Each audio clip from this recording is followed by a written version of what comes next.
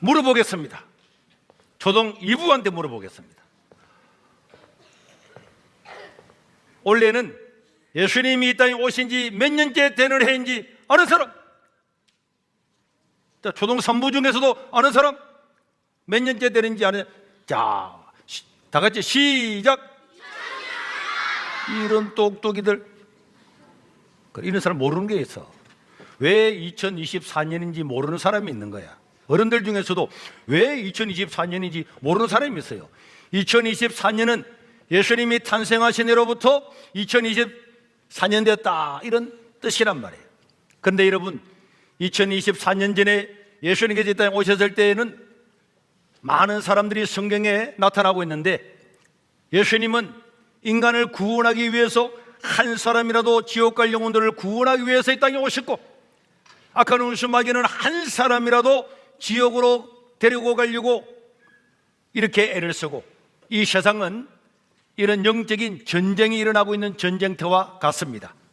하나님은 한 사람이라도 그들을 구원해내어서 하나님의 나라로 다 인도하려고 애를 쓰고, 악한 운수 마귀는 어떻게 하든지 사람들이 허랑방탕해서 범죄하다가 멸망으로 이끌어가려고 힘을 쓰는 이런 전쟁터가 이 땅인데, 이 전쟁터에서 실제로 사람들이 앞에서 나서서 전쟁을 하고 있어요. 사람이 앞에서 나서서 전쟁을 하고 있지만은 그 뒤에는 이렇게 악한 운수 마귀가 움직여서 사람들을 멸망으로 이끌어가는 이런 사람들도 있고, 또 하나님께서는 사람을 세워서 그런 사람들을 통해서 사람들이 구원을 받도록 하는 이렇게 역할을 담당하는 사람들도 있습니다. 오늘 저와 여러분들은 하나님 나라의 생명을 구원하고 하나님을 기쁘시게 하고, 또 사람들한테 복음을 전하여서 이 큰 기쁨의 소식을 모든 사람들한테 전감으로 이들이 예수 믿고 구원받는데 쓰임받는 하나님의 백성들이 될 수 있기를 주의 이름으로 축원합니다. 자, 그래서 에베소서 6장 12절에 보면은 우리의 씨름은 혈과 육을 상대하는 것이 아니요 통치자들과 권세자들과 이 요담의 세상 주관자들과 하늘에 있는 악한 영들을 상대함이라. 우리가 눈에 보일 때는 저 사람들 별것 아닌 것처럼 보이지만은 전부 다 영적인 전쟁 가운데 있다는 것을 우리는 알아야 됩니다. 우리 예수님께서 탄생하실 때도 이것이 극명하게 드러나고 있습니다. 자, 여러분, 우리 예수님께서 이 땅에 태어나시기 이미 300년 전에 이 구약 성경, 우리가 보고 있는 이 구약 성경은 원래는 히브리어로 기록이 되어 있지만은 이 그리스의 황제가 이 성경책을 보면서 우와, 인간의 죄를 용서해주고 인간을 구원해주고 천국으로 인도할 하나님의 아들이 온다고, 야, 이거는 신의 책이다. 이래서 이 성경책을 세계 최고의 학자 72명을 불러서 에집트의 알렉산드리아에서 전 세계 공용어였던 그리스 나라 말, 헬라 나라 말로 번역을 다 해놨어요. 그런데 이 구약 성경은 그 당시에 저 동방에 사는 사람들, 페르시아에 사는 사람들, 그리스 땅에 사는 사람들도 전부 다 이 세계적인 언어로 번역된 성경을 바라보면서, 야, 진짜로 이 메시아가 온단 말이지, 이 구원자가 온단 말이지, 이 구원자가 우리 모든 죄를 다 용서하고 이를 믿는 사람은 다 구원을 받는단 말이지, 모든 죄 용서함을 받는다 그 말이지, 이렇게 해서 그때를 기다리고 있었습니다. 그런데 이 성경에는, 구약 성경에는 수백 가지의 예언이 다 되어 있는 거예요. 이 구원자 예수님이 누구신가? 이 구원자 예수님이 이 땅에 태어날 때는 하늘에 큰 야곱의 별이 뜨게 될 것이고, 그리고 그는 이스라엘 나라의 베들레헴에서 태어나게 될 것이고, 그가 태어날 때는 어떤 일이 일어날 것인가 전부 다 예언이 되어 있는데, 그런데 이 성경을 보고 많은 사람들이 이 메시아를 기다리고 있었습니다. 이스라엘 나라 땅에만 기다리고 있는 것이 아니고 이 성경을 보았던 많은 사람들이 이것을 기다리고 있었어요. 우리 성경에 보면은 동방박사들이 나오잖아요. 이 동방박사들도 이런 성경을 보고 있다가, 야, 정말 이 구원자 예수님이 언제 오시는가? 그 구원자 예수님 오시는 때를 기다리고 있다가 드디어 이 메시아의 별이 나타나자 이들은 별을 따라서 오게 되었습니다. 그리고 이들은 이 징조를 보고는 크게 기뻐하고 그 기다렸던 메시아를 보면서 이 예루살렘까지 오게 되었는데, 오늘 마태복음 2장 1, 2절에 보면 이런 말씀이 기록되어 있습니다. 헤롯 왕 때에 예수께서 유대 베들레헴에 나심에 동방으로부터 박사들이 예루살렘에 이르러 말하되 유대인의 왕으로 나시니가 어디 계시냐? 우리가 동방에서부터 저 동방에서부터 그의 별을 보고 그에게 경배하러 왔다, 이렇게 이야기를 하고 있습니다. 그래서 이 구약 성경이 이미 번역이 다 돼서 300년이 지났기 때문에 많은 학자들은 정말 이 세계적인 이 성경, 하나님의 말씀, 이 신의 책, 이것을 연구하고 있다가 바로 그 별이 나타나자 별을 따라서 예루살렘까지 오게 되었습니다.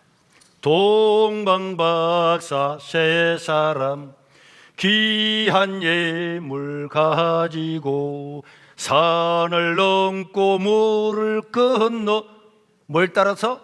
별 따라왔도다. 이렇게 다 온 거예요. 그러고 난 다음에 왕궁에 들어갔습니다. 야, 왕이니까, 왕자니까, 왕으로 오셨으니까, 유대인을 왕으로 오셨으니까 당연히 왕궁에 전하겠지. 그래서 왔는데 사람들은 깜짝 놀랐어요. 여기에 왕으로 태어난 사람이 있습니까? 아니, 우리 그런 사람 없는데? 그러자 이 동방에서 왔던 사람들은, 우리는 구약 성경을 연구해서 다 보고 있는데 인류를 구원할 구원자 보면은 이 하늘에 큰 별이 뜨고 그 징조가 나타나서 별을 따라서 여기까지 왔습니다. 그렇게 했더니 헤롯 왕이 사람들을 다 불러가지고, 야, 이 우리의 구원자가 태어날 곳이 어디냐, 이렇게 물었어요. 마태복음 2장 5절에서 6절에 보니까 이르되 유대 베들레헴입니다. 베들레헴, 다윗의 동네, 다윗의 고향인 베들레헴입니다. 이는 선지자가 이미 다 구약에 예언한 것처럼 유대 땅 베들레헴아, 너는 유대의 고을 중에서 가장 작지 아니하도다. 네게서 한 다스리는 자가 나올 것이다. 그리고 너 백성 이스라엘의 목자가 될 것이다. 이렇게 했기 때문에 베들레헴에서 이 구원자가 태어날 겁니다. 그렇게 이야기를 했어요. 그러고 난 다음에 이 사건들을 종합을 해보면서 제사장들이나 성경을 연구하는 사람들은 전부 다 베들레헴에서 이 메시아가 태어난다는 걸 전부 다 알았습니다. 알았어요. 그러나 이 왕이나 제사장이나 성경 전문가, 이 사람들은 이 인간을 구원해 줄 메시아, 구원자에 대해서 아무런 생각이 없었어요. 성경을 그렇게 연구하는 사람들이고 성경 교사들이고 제사장이었지만은 이렇게 모든 징조가 다 맞고 드디어 베들레헴의 구원자 메시아가 왔다는 이야기를 들었음에도 불구하고 그 사람들 중에서 한 명도 베들레헴에 달려간 사람이 없었습니다. 찾아가 보지도 않았어요. 베들레헴의 구원자가 태어났다, 성경에 예언된 그 구원자가 태어났다, 이렇게 저 멀리 동방에서부터 박사들이 와서 이야기하고 모든 증거가 드러났음에도 불구하고 아무도, 어떤 사람들도 베들레헴에서 구원자가 태어납니다, 맞습니다, 베들레헴입니다, 이렇게 이야기는 해줬지만은 제사장도 왕도 서기관도 한 사람도 그곳에 가지를 않았어요. 이거는 무엇을 말합니까? 오늘 우리 사회도 마찬가지예요. 우리가 하나님을 믿습니다, 주님 어서 오시옵소서 찬양하고 다 하지만은 실제적으로는 이 진리에 대해서 관심을 가지지 않고 있는 거예요. 관심을 가지지 않는 거예요. 메시아가 태어났으면 다 갔겠지. 어떻게 그 인간을 구원해 줄 구원자가 왔는데 안 갔겠어요? 그런데 그들은 전혀 그런 신경을 안 썼어요. 그냥 권력과 돈, 그런 것밖에 없었습니다. 이들은 수많은 기적을 보면서도 전혀 마음이 움직이지도 않았어요. 예수님이 나중에 수많은 기적을 행하고 정말로 사람이 할 수 없는 죽은 자를 살리고 물리를 걸어가고 병자를 고치고 불치병을 고치는 어마어마한 일을 해줘도 그 사람들은 냉랭했습니다. 언제나 그 사람은 이것이 나한테 이익이 되는가, 나한테 돈이 되는가, 내 권력을 유지하는데 도움이 되는가, 그거 말고는 전혀 아무 생각이 없었습니다. 그래서 종교 지도자들과 정치 지도자들은 예수님이 인기를 얻어가지고 모든 백성들한테 야 호산나 막 찬양을 하고 하니까 거기에 질투심을 느끼고 오히려 예수님을 십자가에 못 박아 죽이려고 하고 결국은 십자가에 못 박아 죽였습니다. 그들에게 있는 관심은 자기들의 권력, 이익밖에 없었습니다. 오늘도 우리가 언제나 하나님 앞에서 조심해야 될 것은, 우리가 이런 종교인, 예수님과 아무 상관없지만은 살아가는 이런 종교인, 이런 직업, 이렇게 살아가면은 안 되는 거예요. 여러분, 목사도 마찬가지고 성도들도 마찬가지입니다. 우리가 진리가 우리 앞에 있으면은 그 진리를 따라가기 위해서 힘을 다해야 될 줄로 믿습니다. 다 모든 사람이 부패하고 하나님 말씀을 떠나면은 우리가 하나님께 나가서 또 우리의 연약함을 회개하고 용서를 구하고 이 나라 민족이 잘 살아가기 위해서 또 노력을 하고 힘을 합치고 그래 해야 되는 거죠. 그런데 우리는 전부 다 남의 눈치들만 보고 있잖아요. 다 눈치만 보고 있잖아요. 하나님을 반역하는 사람이 나타나도 사회가 다른 길로 가도 말하지 아니하잖아요. 내 근력에 내 직장에 손해가 되지 않을까, 그 하나 외에는 아무런 생각을 하지는 않습니다. 이런 것이 우리의 사실은 불행입니다. 그게 불행이잖아요. 그냥 살아가는 게 그냥. 이런 서기관들도 이런 종교인들도 날마다 예루살렘에 가서 제사 드리고 다 하지만은 메시아가 왔다는데도 아무도 안 가잖아요. 아무도 달려가지 않습니다. 거기는 관심이 없는 거예요. 오늘 내가 먹고 사는 것, 내 직장 생활 유지하는 것, 내 목사직을 유지하는 것, 그 외에는 아무 관심을 안 가지고 살잖아요. 남들한테 욕 얻으면 어떻게 할까? 그래도 우리는 입국 다물고 그냥 저 서기관들과 레위인들처럼 그냥 가만히 있는 것입니다. 그러나 여러분, 이 박사들은 저 멀리서 배를 따라와 가지고는 예수님께 나가서 2장 11절에 보니까 예물을 드렸죠. 집에 들어가 아기와 그의 어머니 마리아가 함께 있는 것을 보고 엎드려 아기께 경배하고 보배압을 열어서 예물을, 유황과 황금과 몰약을, 예물을 다 드렸습니다. 이 사람들은 저 멀리서 왔지만은 진정 예수님을 왕으로 인정하고 예물을 드렸습니다. 그리고 그들은 나중에 돌아갔지만은 이 사람들은 성탄절만 되면은 그날이 너무너무 기쁘고 즐거웠을 겁니다. 너무너무 즐겁고 감사하고, 우리가 메시아를 만났다, 우리가 아기 메시아를 만났다, 그리고 그분이 이제 성장하여서 복음을 전하고 십자가에 죽고 부활하신 그의 사건들을 보면서 그 사람들에게는 기쁨이 충만하고 그들에게는 잊을 수 없는 그런 인생이 되었을 것입니다. 그들은 얼마나 기뻐하고 놀라웠겠습니까? 오늘 주님을 만나는 사람, 메시아를 만나는 사람, 예수님을 만나는 사람, 구원자를 만나는 사람은 마음에 한전의 기쁨이 있는 거예요. 내가 그때 교회 가서 예수님 만났지, 그때 내가 예수님 믿었지, 누구누구가 전도해서 그때 교회 가서 예수님 믿었지, 이런 것들이 마음에 있습니다. 하나님을 만난 사람들은 저 페르시아의 동방에서 왔지만은 마음에 큰 기쁨이 있고 그 기쁨을 안고 집으로 돌아갔습니다. 그 하나님을 만나는 사람, 구원자 예수님을 만나는 모든 사람들에게는 언제나 그 마음에 기쁨이 넘치는 줄로 믿으시길 바랍니다. 기쁨이 넘치는 거예요. 우리가 이 교회에 오는데 오늘 대구에서도 오고 저 울산에서도 오고 저 멀리서도 오고 통영에서도 오고 이렇게 오는데 멀다 생각하지만은 여러분, 이 동방의 박사들은 저 동방에서도 온 거예요. 동방에서도 낙타를 타고 왔는지 말을 타고 왔는지 뭘 타고 왔는지 모르지만은 하나님을 만나러 오는 사람 마음속에는 항상 기쁨이 있는 줄로 믿습니다. 기쁨이 있습니다.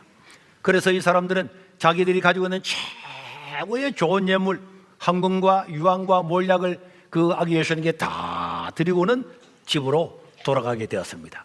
그런데 여러분, 바로 이때에 그 예루살렘 왕궁에 있었던 왕,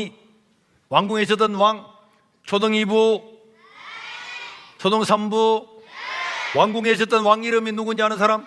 이름 놀라운 시작. 헤롯이었어요. 헤롯이라는 왕이 있었습니다. 이 헤롯은요 이렇게 말했습니다. 2장 7절 8절에 보니까 동방 박사들한테, 이에 헤롯이 가만히 박사들을 불러서 별이 나타난 때를 자세히 묻고, 그래 그 별이 언제 나타났는데 어떻게 됐는데 자세히 묻고, 베들레헴으로, 베들레헴에 우리 학자들이 연구해 보니까 전부 다 베들레헴에서 메시아가 구원자가 태어난다 그랬으니까 베들레헴으로 가라. 그리고 가서 아기에 대해서 자세히 알아보고 찾거든 내게도 알려줘. 그럼 나도 가서 경배를 할게. 이렇게 이야기를 해놓고는 나중에 이 돌아가는 게 심상치 않으니까 뭐라고? 박사들이 어디로 갔다고? 아무 관심을 가지고 있지 않다가 박사들이 다른 길로 고국으로 돌아갔다는 이야기를 듣고는 정말로 이 땅에 나 말고 다른 왕이 태어났단 말이야. 그래서 16절에 보니까 2살 이하는 전부 다 죽여버리라. 자신의 권력을 지키기 위해서 자신의 권력에 걸림돌이 되는 사람은 전부 다 집단학살하고 처단하는 이런 악랄한 사람이 헤롯이었습니다. 자기의 권세를 지키기 위해서 수단과 방법을 가리지 않고 있습니다. 지금 이 대한민국에도 자기들의 권력을 유지하기 위해서 수단과 방법을 가리지 않는 이런 사람들이 있습니다. 여러분, 우리는 이런 것들을 볼 때에 우리가 하나님께 기도하고, 또 이런 지금은 민주적인 사회잖아요. 민주적인 사회이기 때문에 당연히 수단과 방법을 가리지 않고 자기의 권력을 쟁취하려고 하는 이런 사람들이 있을 때는 국민들이 이런 걸 일어나서 항의하고 막아야 되는 거예요. 여러분, 개신교가 뭡니까? 개신교는 저항하는 거예요. 이름 자체가 저항입니다. 그래서 올바른 길로 가도록, 국가기관이 바로 가도록, 여러분, 국가가 잘못되면은 백성들이 다 고통을 당합니다. 히틀러가 전쟁을 일으키고 나니까 기독교 국가이던 독일이 어떻게 됐습니까? 완전히 폭삭 다 망하고 그 백성들이 고통을 당하잖아요. 그래도 우리는 바른 정치, 바른 사회, 바른 경제, 이런 것들이 바로 나가도록 목소리를 내고 여론을 형성을 하고 이런 국가가 바로 갈 수 있도록 우리가 뒷받침을 해야지, 전부 다 아무 말도 안 하고 이리 가든 저리 가든 아무 신경을 쓰지 않으면은 결국은 우리 스스로가 이 올무에 걸려서 이런 압제자의 도구가 될 수밖에 없습니다. 여러분, 그래서 우리는 언제나 경각심을 가지고 살아야 될 줄로 믿습니다. 경각심을 가지고 살아야 돼요. 여러분, 투표를 할 때도 마찬가지입니다. 지난번에 서울에 교육감 선거를 냈잖아요. 그런데 그 투표한 사람이 얼마 안 됐어요. 몇 명 되지 않았어요. 그런데 차별금지법을 지지합니다, 나는 차별금지법을 찬성합니다, 학생인권조례를 찬성합니다 하는 후보가 되었습니다. 그 후보가 됐잖아요. 몇 표도 안 얻고 됐습니다. 나는 너무 안타까웠어요. 서울에 얼마나 많은 교회들이 있고 기독교 인구가 20% 25%나 있는데 그 사람들이 나가서 차별금지법을 찬성하면 안 되지 하고 우리는 차별금지법을 반대합니다 하는 그런 후보들한테 나가서 투표를 해야 되는데 투표를 안 했잖아요. 투표를 안 하고, 그리고 우리 아이들이 학교 가면은 유치원 때부터 동성애를 배우고 선생님이 그런 걸 가르치고 의무적으로 가르치고 초등학교, 중학교 계속 그런 교과 과정으로 가르치고 우리 자녀들이 내가 어디에 투표하는가에 따라서 우리 자녀들의 교육이 그렇게 달라지는데도 불구하고, 여러분, 지금 교회 어린이집이 있습니까? 어린이집에서 예배 드리지 못하게 하고 성경 가르치지 못하게 하잖아요. 누가 그렇게 합니까? 차별금지법을 찬성하는 저런 교육감들이 그런 걸 한단 말이에요. 그런데도 불구하고 그거 한 번 나가도 투표하지 아니함으로 말미암아서 한국 사회가 이렇게 반성경적인 사회가 되어가고 있는데 관심을 안 가지잖아요. 관심을 안 가져요. 그러면 저 제사장들이나 수의관들처럼 아무 생각이 없는 거잖아요. 우리의 미래, 우리의 자녀들이, 우리의 손자, 손녀들이 어떻게 성경을 가르치고 바른 성경 가운데 살아갈 건가, 그런 것들을 깨닫고 우리가 나가서 투표도 하고 활동을 해야 되는데 투표도 안 하고 아무것도 안 하고 그런 사람들이 똘똘 뭉쳐가지고 자기들끼리 그 수억의 수조의 예산들을 다 가지고 성경과 반대되는 그런 교육을 다 하도록 두고 어떻게 기독교인이 그럴 수가 있냐고. 그래서 우리 기독교인들은 이런 데 경각심을 가져야 될 줄로 믿습니다. 경각심을 가지고 살아가야 합니다.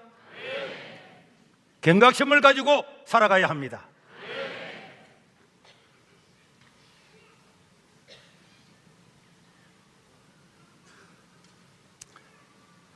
참 답답하잖아요. 우리의 미래가 다 달려있는데 투표 하나 하는 것도 안 하고. 그러나 하나님은 악인들은 심판을 하죠. 헤롯도 사도행전 12장 23절에 보면은 벌레가 그 몸을 다 먹어서 결국은 죽었습니다. 권력이 대단한 것처럼 보이지만 권력은 아무것도 아닙니다. 권력은 아무것도 아닙니다. 그 권력 앞에 권력이 뭐 대단한 것처럼 보여도 그 권력은요 아무것도 아닙니다. 그게 우리가 굴복해서도 안 되고 하나님의 교회도 그런데 굴복해서도 안 되고 겁내서도 안 되고, 언제나 우리가 하나님 나라를 세워가고 하나님을 바라보고 나가면은 하나님이 우리에게 은혜를 주실 겁니다. 그리고 하나님께서 우리에게 뭐 사자밥이 되든지 순교자가 되라 그러면 감사한 거지. 어차피 죽을 건데 순교자가 되면 영광이잖아요. 어제 순교할 데도 없어서 어디 가서 순교할 수 있나 이렇게 볼 수도 있는 건데. 그래서 이 세상은 동방박사들처럼 저 멀리서도 진리를 찾아서 와서 주님을 경배하는 사람도 있고, 헤롯처럼 자기의 근세를 지키기 위해서 아기들을 다 죽이고 몰살하고 그런 근자를 지키고 싶지만은 자기 자신도 결국은 벌레에 먹혀서 다 죽는 비참한 인생을 삽니다. 한 번 태어난 인생은 100% 죽어요. 99%도 아니고 100% 죽습니다. 살아있는 날 동안에 주님을 경배하고 하나님 복음 전하는데 힘쓸 수 있기를 바랍니다. 그런데 이제 마지막으로 이렇게 예수님이 태어난 바로 그날 밤에 한 에피소드를 기록을 하고 있어요. 그 베들레헴 어느 한 언덕에 목자들이 양을 치다가 그 양틈에 있었어요. 지난 주일날도 말씀드렸지만은 우리가 멀리서 보면 양들이 살도 포동포동 찌고 하얗고 양털이 하얗게 보이지만 가까이서 보면은 아이고 양들 더러워요. 더럽습니다. 냄새도 많이 나고. 그래서 목자들은요, 이스라엘 나라에서 그냥 목자들은 죄인의 부류에 들어갔습니다. 그 예수님 당시에도 예수님 보고 죄인의 친구다 이런 말했잖아요. 꼭 사람이 죄를 지어서 죄가 아니라 세리라든지 목자라든지 장녀라든지 이런 부류는 전부 다 그냥 죄인으로 도매금으로 다 죄인이었어요. 목자도 그냥 죄인의 한에 들어가는 아주 비천한 이런 직업이었습니다. 그래서 그 사람들은 집에도 잘 못 들어가요. 알폰소 도대의 벨이라고 하는 그런 책도 있잖아요. 거기 책에 보면은 거기에 목자는 저 알프스 산에서 몇 개월을 양들과 같이 있는 거예요. 집에도 못 가는 거예요. 그래서 이 목자들은 그냥 가장 하천민이고 죄인의 부류에 들어가는 사람들인데, 이 사람들도 추우니까 양들과 그 틈에서 잠을 자고 있었습니다. 오늘 누가복음 2장 8절에 보면은 그 말씀이 나오죠. 그 지역의 목자들이 밤에 밖에서 자기 양떼를 지키고 있었는데, 그런데 9절에 보니까 주의 사자는 누구일까요? 주의 사자는 누굽니까? 네, 천사들이죠. 천사가 그 목자들 곁에 탁 서고 주의 영광이, 하나님의 영광이 막 그들을 다 둘러 비추었습니다. 그런데 목자들은 너무너무 놀랐어요. 벌판에서 양떼를 지키고 잠을 자려고 하고 있는데 거기에 천사가 나타나고 막 빛이 나타나서 촤 하니까 얼마나 놀랐겠습니까? 그리고는 그곳에서 그 목자들에게 예수님이 태어났다는 그 기쁜 소식을 천사들이 다 전해줬습니다. 우리 하나님께서는 이 사건을 보면서 예수님은 누구신가, 예수님은 어떤 분이신가 하는 것을 명백하게 보여주는데, 하나님은 헤롯 왕궁에도 가지 않고 제사장한테도 가지 않고 서기관들한테 가지 않고 레위인들한테도 가지 않고 저 천하고 천한 목자들한테 나타나서 그 기쁜 소식을 알려주었습니다. 오늘날 다윗의 동네에 우리를 구원할 바로 구원자가 태어났다. 그래도 이 우리 교회는 이 하나님께서 그 기쁘고 기쁜 인류 역사 가운데 가장 위대한 그 소식을 목자들한테 이렇게 알려준 이런 사실을 보면서 우리 교회는 어떤 시각을 가지고 세상을 살아야 될 것인가를 알아야 됩니다. 세상 사람들은 권세가 있고 능력이 있고 잘 살고 그런 사람들을 존중하잖아요. 우리 그런 사람 존중해야 됩니다. 여러분, 잘 사는 사람을 존중해야 됩니다. 존중해야 되면 당연하죠. 저 기업을 일으키고 살아가는 사람을 존중해야 됩니다. 그 기업 하나가 얼마나 많은 사람을 먹여 살리는지 모릅니다. 일부러 무시할 필요 없어요. 그러나 교회는 약한 자, 가난한 자, 어려운 사람들, 몸에 냄새가 나는 사람들, 남들 볼 때는 아무 가치 없는 사람들, 이런 한 사람 한 사람도 그 어떤 사람들과도 동일하게 존중이 여겨야 될 줄로 믿습니다. 그게 교회란 말이에요. 예수님이 이 땅에 오셔서 사람들을 만났습니다. 누구를 만났습니까? 어느 집에 가서 밥을 먹었습니까? 나사로 집에 갔습니다. 고아 집에 갔습니다. 가난한 집에 갔습니다. 병자들 집에 들어갔습니다. 우리 예수님은요, 이 땅에 계실 때에 단 한 번도 권세자들이나 그 당시에 대단한 사람들이나 이런 사람들 집에 가서 밥을 먹은 적이 한 번도 없습니다. 우리 신약 성경에 예수님께서 밥을 먹은 게 8번 나오는데 그 8번 전부 다 약한 자, 가난한 자, 어려운 사람들, 그 사람들 집에 가서 잠을 잤으니까 밥도 거기서 먹었겠죠. 딱 한 사람만 바리새인이지만은 문둥병에 걸려가지고 완전히 모든 지위를 잃어버린 바로 그 고쳐주었던 그 집에만 가고, 그 나머지는 전부 다 세상 사람들이 볼 때는 별 볼 일 없는 그런 사람들 집에 가서 유하고 잠을 자고 주무시고 밥을 먹고, 그런 것들을 보면서 우리는 기독교의 정체성을 잃어서는 안 됩니다. 우리가 약한 자들을 잘 돌보면은 하나님은 알아서 우리에게 필요한 것들을 공급하시고 은혜를 주실 줄로 믿습니다. 이 하나님의 나라의 원칙입니다. 우리는 유력한 자가 많이 오고 부자가 많이 오고 대단한 이런 회장님들이 많이 오면은 우리가 교회가 굉장히 잘 되지 않을까, 도움이 되지 않을까. 절대로 그렇지 않습니다. 그런 사람이 나쁘다는 게 아니에요. 하나님은 교회가 원래 해야 될 약한 자, 가난한 자, 어려운 사람들, 천한 사람들을 잘 우리 예수님처럼 대접하려고 천군 천사가 나타나서 그 목자들한테 주님 오신 소식을 알려주는 이런 마음의 자세를 가지고 살아가면은 하나님께서 필요한 것들을 다 공급하시고 하나님의 교회는 왕성하게 될 줄로 믿습니다. 우리도 여기 보면은 이제 여러 단체에서 밥을 먹으러 와요. 우리 교회는 점심을 공휴일이 아니면 다 점심을 해서 누구든지 무료로 다 주잖아요. 그래서 이제 장애인 단체에서 오는데 그분들이 꼭 금요일날 오시는 거예요. 금요일날. 근데 주로 우리 교회는 보니까 금요일날은 국수를 먹어요. 그 내가 안타까워서 왜 금요일날 오십니까? 월, 화, 수, 목 이런 오면은 통닭도 튀기고 맛있는 것도 하고 그러는데 왜 금요일 옵니까? 하니까 살을 금요일날 준대요. 살을. 우리가 일이 막 바쁘니까 살 받으러 오는 사람은 금요일날 오세요 이러니까 그분들이 와서 밥도 먹고 살 한 포대를 받아가는데 그래서 금요일 온다는 거예요. 내가 그걸 알고는 다른 날 오세요. 다른 날 오면 살때를 테리니까 다른 날 오세요. 와가지고 따뜻한 밥을 먹고 또 통닭 튀길 때 통닭도 먹고 그래 가야지. 금요일만 와가지고 국수만 먹고 가면 되겠습니까? 근데 그분들이 목사님 감사합니다. 마음 써주셔서 감사합니다. 여러분, 교회는 우리의 유익이 아니고 그 사람들한테 도움이 될 수 있는 게 뭔가, 그 사람들이 기뻐할 수 있는 게 뭔가, 그 약한 사람들이 더 편안하게 할 수 있는 게 뭔가, 우리가 그런 걸 배려하는 그것이 바로 교회입니다.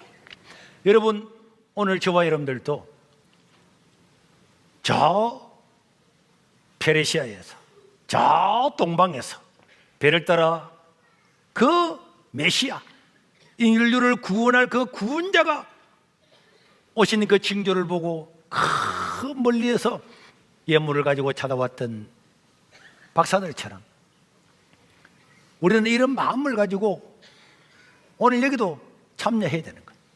우리가 크리스마스를 맞이하고 주일 예배드리고, 여러분, 종교인이 되어서 형식적으로 살아가면 안 됩니다. 형식적으로 살아가면 안 돼.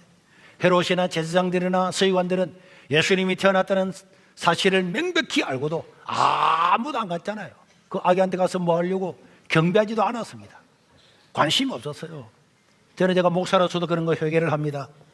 야, 정말 목사도 이거 사람 막 교회를 이끌어가다 보면은 이거 회사를 이끌어가다 그렇게 생각하는 거 아닌가? 정말 한 영혼을 위해 살아가는가? 정말로 진리가 바로 서기 위해서 노력을 하는가? 그렇지 않고 그냥 세상 휩싸여 가니까 그냥 목회하고 그냥 은퇴하고 그냥 먹고 살고, 야, 그럼 되겠나? 그런 생각을 가집니다. 여러분들도 마찬가지입니다. 목사가 되고 집사가 되고 장로가 되고 권사가 되고 각자 자리에서 이제 직업이나 직장이 아니고 정말 오늘 예수님을 만난 사람으로서 그 주님께 경배하는 그 마음으로, 그런 마음으로 우리가 구원받고 하나님의 자녀가 된 거 생각하면은 너무 감사하죠. 오늘 성경에 보니까 큰 기쁨, 기쁨의 좋은 소식 이런 말이 자꾸 나오잖아요. 예수를 만난 사람에게는 큰 기쁨의 좋은 소식들, 이런 즐거움, 감사 이런 것들이 늘 있는 줄로 믿으시길 바랍니다. 조금 가난한 것, 어려운 것, 그거 아무것도 아닙니다. 누가 나한테 욕을 하는 거 아무것도 아닙니다. 여러분, 이런 예수님 만나서 구원을 받았는데 인간적으로 아무것도 아닌 걸 가지고, 이런 걸 가지고 마음에 꽁 해가지고 살아가면 되겠습니까? 예수님은 나를 구원하기 위해서 우리가 아직 죄인 되었을 때, 의인도 아니고 내가 죄인 되었을 때에 나를 구원하기 위해서 예수님을 보내주셔서 하나님 나를 얼마나 사랑하시는가를, 그 사랑을 확정까지 해주셨는데, 우리도 주님을 사랑하고 형제를 사랑하고 나를 해롭게 하는 사람이 있을지라도 그 사람을 축복하고, 그렇게 살아가면 재미잖아요. 그리고 목자들처럼 그 주님을 만나고, 야, 우리는 그 목자들보다도 더 못난 사람들인데 우리 주님께서 우리에게 찾아와 주셔서 구원해 주신 우리 주님께 정말 감사와 영광을 돌려드립니다. 늘 감사한 마음으로, 어디 섬길 데가 없나, 내가 좀 더 고생할 데가 없나, 구역에 가보니까 야, 구역에 몇 명 없네, 야, 그럼 더 하나님 감사합니다. 여러분, 어려운 것, 더 고생하는데 더 낮은 자리에 일부러 찾아가요. 더 낮은 자리에 찾아가요. 좋은 자리가 아니고 낮은 자리에, 봉사하는 자리에, 더러운 자리에, 그런데 찾아가요. 그게 영광이잖아요. 제가 제자반 전에도 한번 이야기했는데, 어떤 애가 학교에 와가지고 얼굴이 헬새 가더니 의자에 앉아있다가 꺽 하더만은 오바이트를 팍 하더라고. 그 여학생들하고 엄마야 하고 오바이트 튀니까 다 도망가요. 야, 그때 나는요, 그게 더럽다는 생각이 아니고 그걸 손으로 다 끌어 모았다니까. 손으로 모아고 세례받게 다 버렸어요. 손은 씻으면 되잖아. 그러더니 선생님이 와가지고 막 칭찬하고 격려하고 하는데, 여러분, 그 재미잖아요. 제가 어제도 우리 아들하고 오면서 그거 봤는데, 어떤 누가 지난주 설교를 다른 데 올렸어요. 막 밑에 댓글이 달렸다고. 근데 댓글 딱 보니까 거기에 두 사람이, 한 사람은 같은 소대 701 특공대의 김주환이라고 한 소대의 사람이 거기다가 선배님 그때 701 특공대 지원소대에서 막 댓글을 달았더라. 또 한 사람은 또 701 특공대에서 선배님 그때 병사들을 위해서 도서관 만든다고 수고하고 우리 왜 도서관도 만들고, 그게 있더라고. 내가 군대 가가지고요, 제대만 하면 되는데 병사가 도서관을 왜 만듭니까? 능력도 없는데. 그래도 소대장한테 말 안 되니까 중대장 찾아가고, 안 되니까 대장 찾아가고, 나중에는 부대장 찾아가지고 나를 서울에 보내주면 도서관을 만들 때겠다고. 그래가지고 아무도 서울에 아는 사람이 어디 있습니까? 무작정 학교에 찾아가서 교장 선생님한테 부탁해가지고 하루 만에 책을 몇천 권을 얻어와서 도서관을 만들었잖아. 나를 위해서가 아니고 누구든지 와서 책 한 권이라도 혹은 책 한 장이라도 보고 제대하게 하면 좋겠다고. 남들이 안 해도 하면 재미잖아요. 남들이 안 해도. 그래서 우리가 예수 믿는 사람은 더 낮은 자리에 내려가는 거예요. 내 안 해도 되는 것도 하는 거예요. 내하고 아무 상관없어도 남들이 유익하면 그게 어디 봉사를 하는 거예요. 얼마나 재밌습니까? 예수님이 이 땅에 낮고 낮은 자리에 오신 것처럼 천군 천사가, 천사 한 명도 아니고 천군 천사들이 콱 나타나는데, 그 천사들이 대통령 궁에 나타난 것도 아니고 예루살렘 궁전에 나타난 것도 아니고 그 더러운 목자들 앞에 나타나서 성가대 찬양을 하듯이 지극히 높은 곳에서 하나님께 영광을 쫙 이야기를 하잖아요. 찬양을 하잖아요. 그 저는 집회를 가도 그래요. 어떤 집회 가면은 목사님 오늘 사람 많이 오기로 했는데 적게 와가지고 미안합니다. 왜 미안해요? 안 오는 사람들 중에서 온 사람이 중요하잖아. 안 오는 사람이 온 사람이 얼마나 중요해요. 그 저는 10사람이 오든 20사람이 오든 내가 집회를 마치면은 후회하지 않대. 최선을 다해야지. 10명 왔다고 해서 대충 하고, 뭐 20명 왔다고 해서 열심히 하고, 그렇게 하잖아. 적으면 적을수록 다 이 안 오는 중에서 사람들이 왔구나, 더 열심히 해야지, 더 최선을 다해야지. 그래서 우리가 이 주님의 이런 마음을 알아서 낮은 자리, 더러운 자리, 남이 기피하는 자리, 이런 자리에서 헌신하고 충성하고 이 하나님의 기쁨의 소식을 늘 전하면서 살아가는 저와 여러분들 될 수 있기를 주의 이름으로 축원합니다.